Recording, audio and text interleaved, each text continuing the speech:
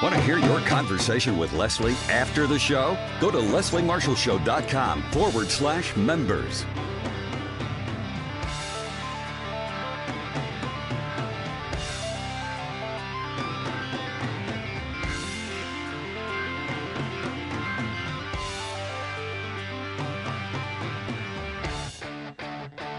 Hey there, America. I'm Leslie Marshall. Someone who's been on the show before. He's called the show, and a pleasure to have him back, is our guest in this hour. His name is Mark Taylor-Canfield. Mark is a journalist, an activist, a musician, and also a member of the Occupy Seattle Media Working Group. More than a pleasure to have him back on the show, Mark Taylor-Canfield. Mark, good evening. Thank you for rejoining us again tonight. How you doing? Hey, Leslie. It's good to talk with you again. You know, a lot of people out there are saying that the rights of Americans must be protected, but Occupy protesters are Americans whose rights must be protected as well. And basically, the United Nations agrees, and the United States says nothing. Yeah, definitely. The envoy from the UN, Frank LaRue, whose specialty is freedom of expression, has said very clearly that he's worried that part of the reason for the crackdowns and the use of police violence actually against some of the occupiers may be interpreted by some people in the rest of the world as an effort to actually repress a political dissident movement. And so it looks bad in the eyes of the rest of the world when you see all these pictures of police using pepper spray on demonstrators that are peacefully sitting on a sidewalk or in a park, or using pepper spray on an 85-year-old woman like happened here in Seattle to Dorley Rainey. So between these two envoys from the UN, there's also another one whose specialty is peaceful assembly.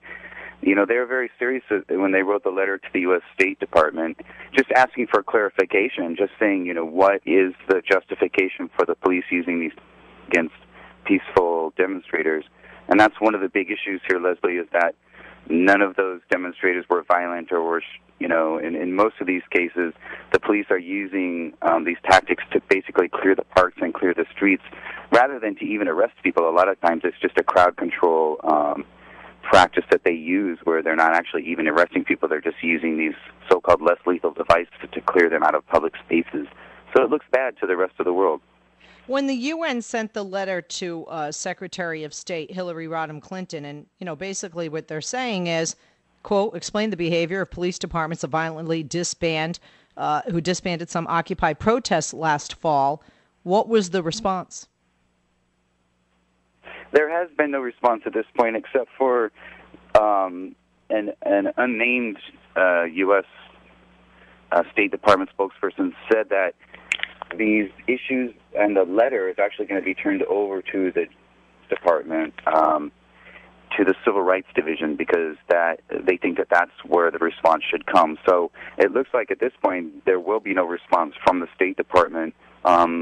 Eventually, hopefully, there will be some kind of reaction from the Justice Department. And I also should let folks know that here in Seattle, the Seattle Police Department was actually under an 8-month Department of Justice investigation into the use of excessive force. And the Justice Department's review said clearly that our police department here has a practice and policy of using excessive force. So this is not a new issue to folks in Seattle, and it definitely, it is an issue that the Occupy movement has been talking about but hasn't gotten much response to in terms of national dialogue, because I think people are shocked when they see the arrests, but they usually assume that the protesters must have done something wrong to be arrested. Well, in most of these cases, what they've done wrong is actually just sit in a public space and say that they don't want to leave until their demands are met. Well, that is a tactic that's been used all around the world, from Tunisia to Egypt to Yemen, France, England, Germany. So, this is a long-standing tradition. People in Egypt, occupied the square there, Tahrir Square, so that they could send a message to their government. And absolutely. Says, Mark, hold that thought. We're going to take a break. We'll be back. Mark Taylor-Canfield's our guest. We'll be back with him talking about Occupy protesters right after this. Get her where you want, when you want. The Leslie Marshall Podcast. Go to lesliemarshallshow.com/members.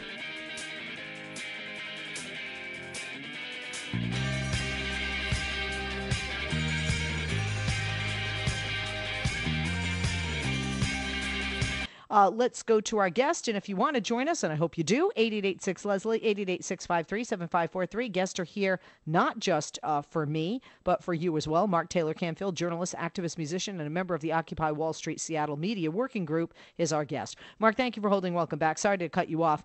We were talking about the United Nations, two UN human rights envoys who formally requested that the U.S. government protect Occupy protesters against excessive force. In a letter they sent to Madam Secretary Clinton, they called on America to explain, and officials in the U.S. to explain the behavior of police departments that violently disbanded some Occupy protests last fall. And so far, there has been no response. There was an expressed concern that excessive use of force was used. Do we know if anything like this had been sent? I mean, certainly we saw excessive force. We're seeing it in Syria. We saw it in Libya, and we also saw it for a short period of time in Egypt, in Cairo, and Tahrir Square. Do you know if the UN stepped in and sent letters to officials of those nations of that kind as well there? Yes, they have actually, but in the case of the United States, in my experience as a journalist and activist, it's relatively rare for the United Nations to take on this kind of an issue. Obviously, there was enough concern amongst the United Nations and the Human Rights Council, which, by the way, is meeting in New York this week, which is why this letter became public. It was actually originally sent in December of 2011, and the reason that it's become public is because of the Human Rights Council meetings of the UN, and they just wanted to bring this up because these two envoys, part of their job during these meetings is to file their report basically on human rights abuses around the world. So that's why it became public. At this point, it's sort of unprecedented, Leslie, and, I haven't seen it happen throughout all of the protests I've been involved with or have seen over the last few years with the Iraq War or any of these other issues. I have not actually seen an official letter sent to the State Department and then actually publicized by the UN envoys themselves. So it looks to me like they've taken a personal interest in this particular issue of the Occupy movement, and that to them it's been repeated enough times, I think, and there's been enough media coverage of it that they really probably couldn't ignore it at this point. Let's take some calls. 888-6-LESLIE, 888-653-7543. Let's go to Michael in the Bronx. Michael, good evening. Welcome. Question or comment for our guest, Mark Taylor-Canfield. Good evening, Leslie, and good evening, Mark. Given the topic that you have and what took place earlier today, I am seeing a connection. And the thing is, it's not just Occupy Seattle.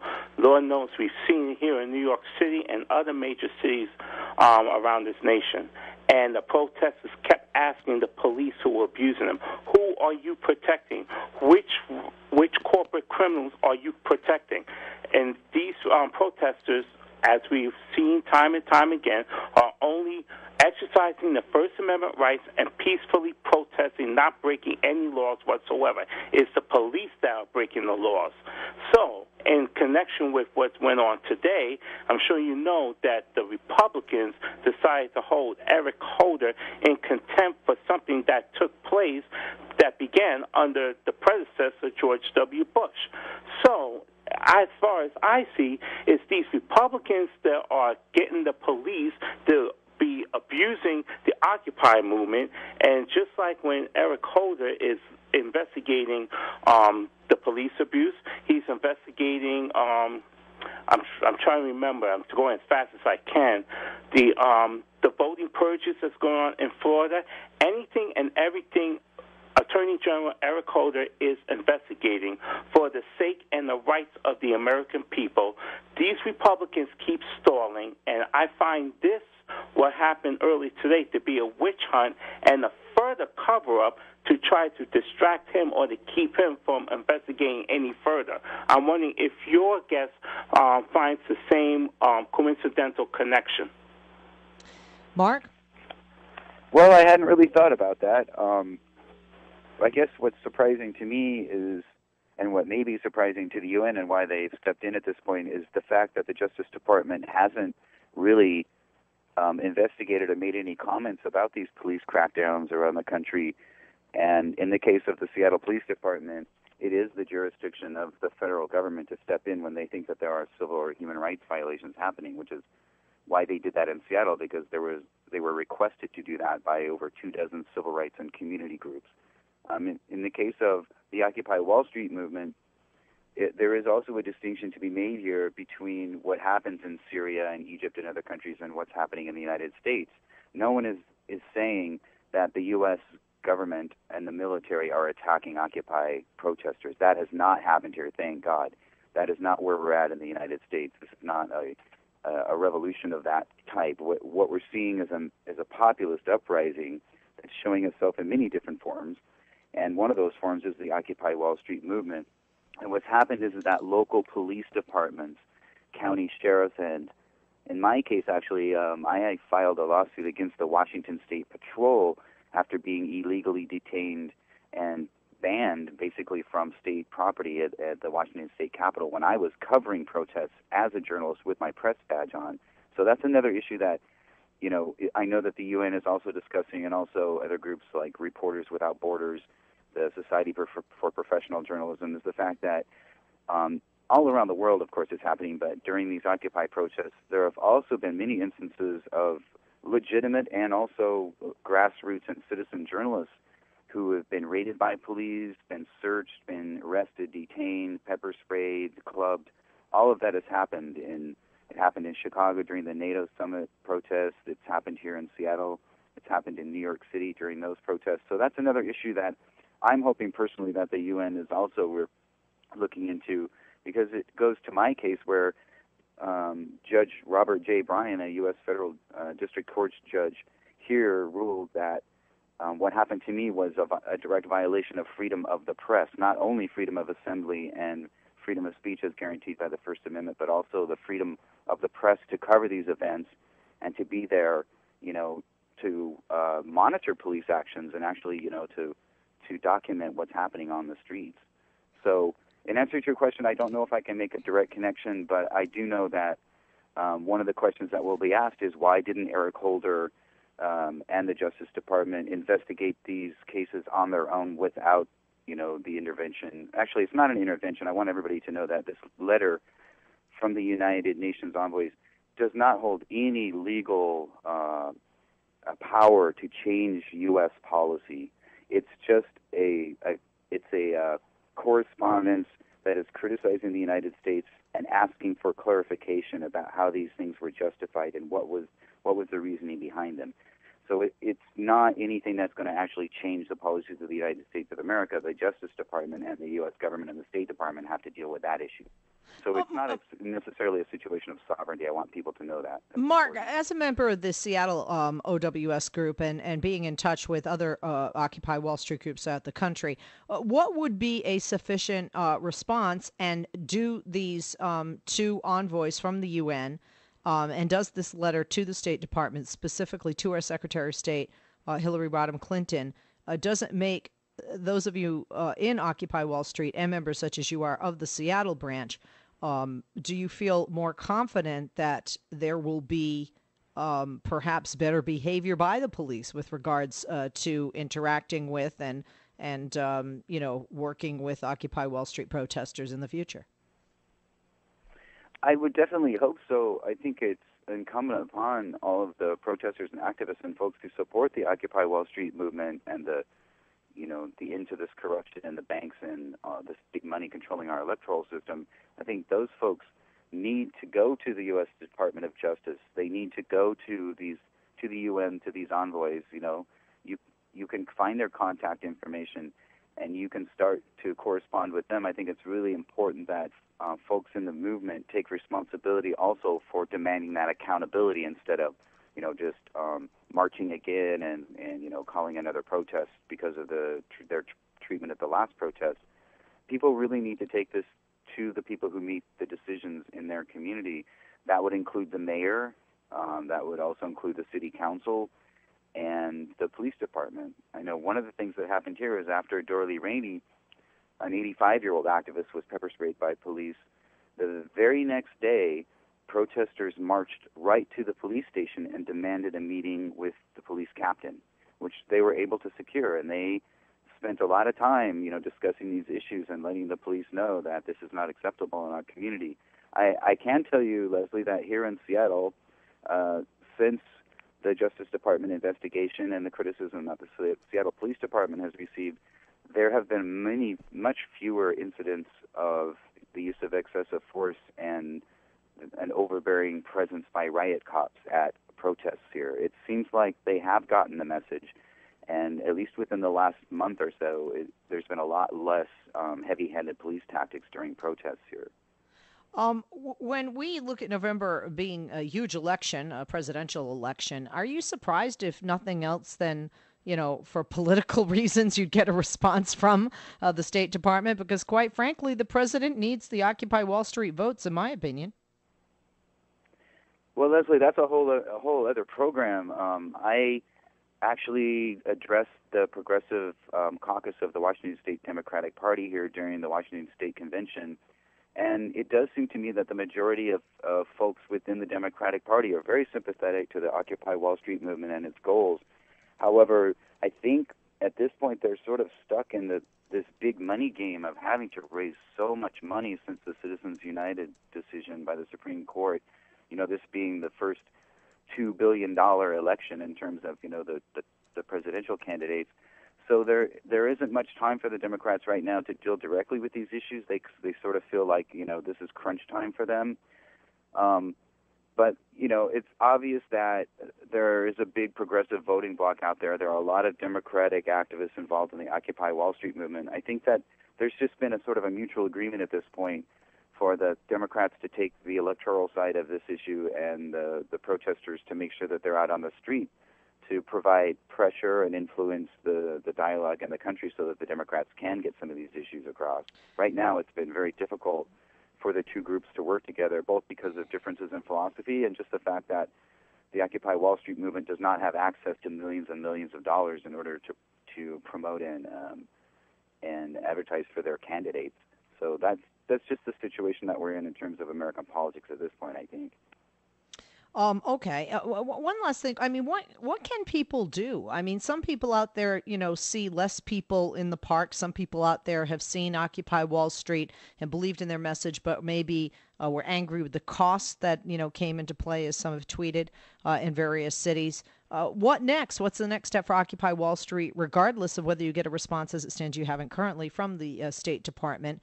And based on, I mean, it does seem that Occupy Wall Street's not front page news right now. So what happens between now and November, or just now going forward?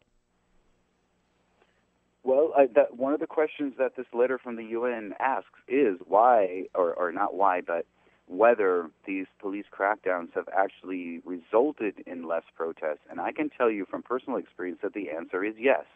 There are a lot fewer people right now who are willing to go and do a sit-in demonstration in the park or at the mayor's office because they've seen what's happened to people in the past. They don't want to get pepper sprayed. They don't want to go to jail, have to pay a bail, lose their jobs, have their faces in the newspaper. You see what I'm saying? So part of the issue has been that these protests and the sit-in demonstrations were very effective throughout the fall and early part of this year. But right now, there's actually a national gathering that's scheduled for Philadelphia for July 4th, by the way. It's happening June 30th through July 4th.